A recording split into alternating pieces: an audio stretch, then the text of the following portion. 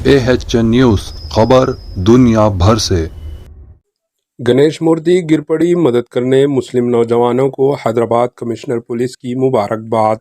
शहर हैदराबाद के यूसुफगुड़ा डिवीज़न लक्ष्मी नरसिम्हा नगर में मुकामी जहांगीर खान मस्जिद के करीब एक गली में गणेश मूर्ति बिठाई गई थी। 28 सितंबर की रात जब DCM में विसर्जन के लिए मूर्ति को ले जाया जा रहा था तो अचानक मूर्ति बरक़ी तारों से टकराने के बाद गाड़ी से गिर गई। करीब में मौजूद मुस्लिम नौजवानों फ़हीम, ज़फ़र, वसीम, मुबशिर, मुदस्सिर और दीगर ने फ़ौरन गाड़ी में मौजूद नौजवान ख़वातीन को चीखो पुकार सुनकर गाड़ी के पास पहुंचे और मूर्ति को उठाया।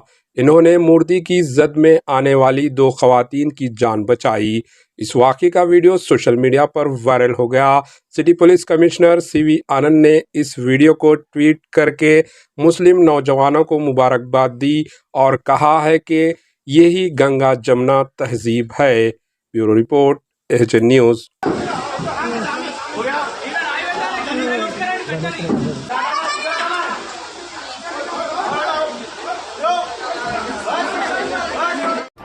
AHN न्यूज़ को लाइक करें, शेयर करें और सब्सक्राइब करना ना भूलें।